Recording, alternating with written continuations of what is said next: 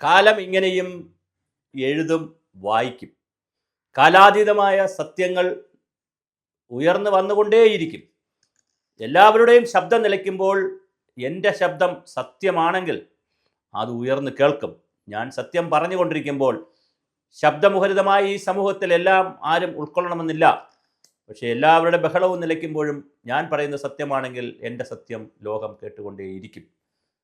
എന്തെല്ലാം കുറവുകളുണ്ടെങ്കിലും, എന്തെല്ലാം കുറ്റങ്ങൾ നമ്മൾ പറയുന്നുണ്ടെങ്കിലും, എത്ര കണ്ട് ഇകഴ്ത്തി കാണിക്കാൻ ശ്രമിക്കുമ്പോഴും ഓരോ ദിവസവും ഗാന്ധിജി എന്ന മനുഷ്യൻ, പച്ചയായ മനുഷ്യൻ ഉയർന്നുയർന്നു തന്നെ വരുന്നു. ഒരു കാലഘട്ടത്തിൽ ഗാന്ധിജിയെ ഒരുപാട് ആളുകൾ തള്ളിപ്പറഞ്ഞു.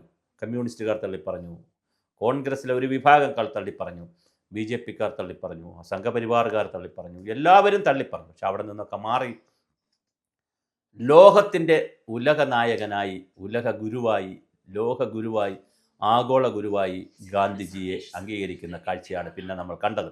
ഐക്യരാഷ്ട്രസഭയുടെ UN ഐക്യരാഷ്ട്രസഭ ഗാന്ധിജിയുടെ സംഭാവനകളെ പ്രകീർത്തിച്ചുകൊണ്ട് ഒരുപാട് ലോക സമാധാനത്തിനുള്ള കാര്യങ്ങളും ഗാന്ധി ജയന്തിയുമൊക്കെ വലിയ തോതിലാണ് അവർ ഓണപ്പ് ചെയ്തത്. പല ദിനങ്ങളും ആചരിക്കുവാൻ ലോകത്തിനോട് ആഹ്വാനം ചെയ്തു. ഇതെല്ലാം വരുമ്പോഴും RSSും സംഘപരിവാറും BJPയും കേട്ടുകൊണ്ടിരുന്നൊരു പഴി ഹിന്ദുക്കൾക്ക് വേണ്ടി ഗാന്ധിജിയെ ഗോഡ്സെ, നാഥുറാം വിനായക് ഗോഡ്സെ വെടിവെച്ചു. അതുകൊണ്ട് ഇതിൻ്റെ മുഴുവൻ പഴിയും RSS ഏറ്റെടുക്കണം എന്ന് പറഞ്ഞ് പോവുകയായിരുന്നു. എന്നാൽ കാലം വീണ്ടും പോകുന്നു. ഗംഗയിലൂടെയും യമുനയിലൂടെയും ഒരുപാട് വെള്ളം ഒഴുകി. നമ്മുടെ നാട് ഒരുപാട് മുന്നോട്ട് പോയി. അപ്പോൾ ഇതാ വീണ്ടും ഇന്ന് പുതിയ വാർത്ത വരുന്നു.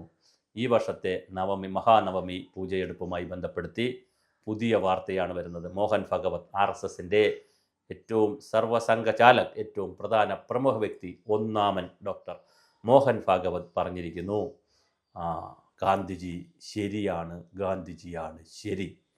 ഗാന്ധിജി ഇന്ത്യൻ സ്വാതന്ത്ര്യ സമരത്തിന് വേണ്ടി വലിയ സംഭാവന നൽകിയ ആളാണ്. ദക്ഷിണാഫ്രിക്കയിൽ നിന്ന് ഗാന്ധിജി ഇന്ത്യയിലേക്ക് വരുമ്പോൾ ഒരാളെയും കൊണ്ടുവന്നില്ല.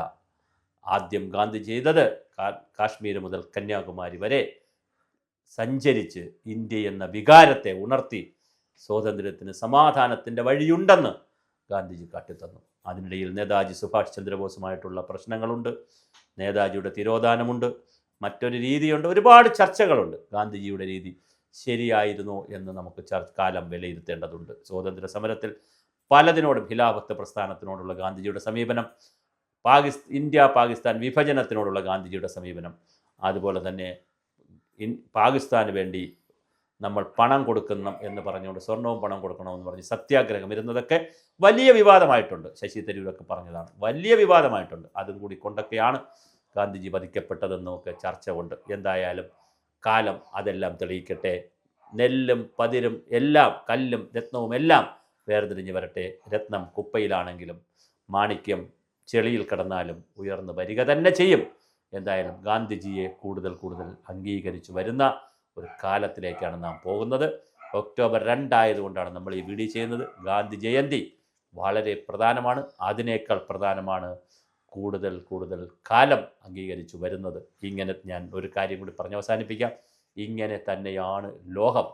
ചില വ്യക്തിത്വങ്ങളെ അവർ ജീവിച്ചിരിക്കുമ്പോൾ അംഗീകരിക്കും, ചില വ്യക്തിത്വങ്ങളെ അവർ ജീവിച്ചിരിക്കുമ്പോൾ മറ്റുള്ളവർ അധിക്ഷേപിക്കും. പക്ഷേ ശരിയാണ് പറഞ്ഞിട്ടുള്ളതെങ്കിൽ കാലം കഴിഞ്ഞാൽ ആരെയാണോ അധിക്ഷേപിച്ചത് അവരെ നമ്മൾ ഉയർത്തിക്കൊണ്ടുവരും.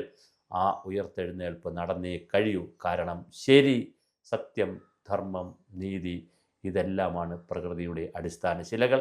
അതെന്നും ഉയർന്നു തന്നെ നിൽക്കും. ഗാന്ധിജിയുടെ പ്രഭാവം വീണ്ടും ഒന്നുകൂടി കൂടുന്ന ഒരു ഗാന്ധി ജയന്തിയാണ് നാം ഇപ്പോൾ കണ്ടുവരുന്നത്.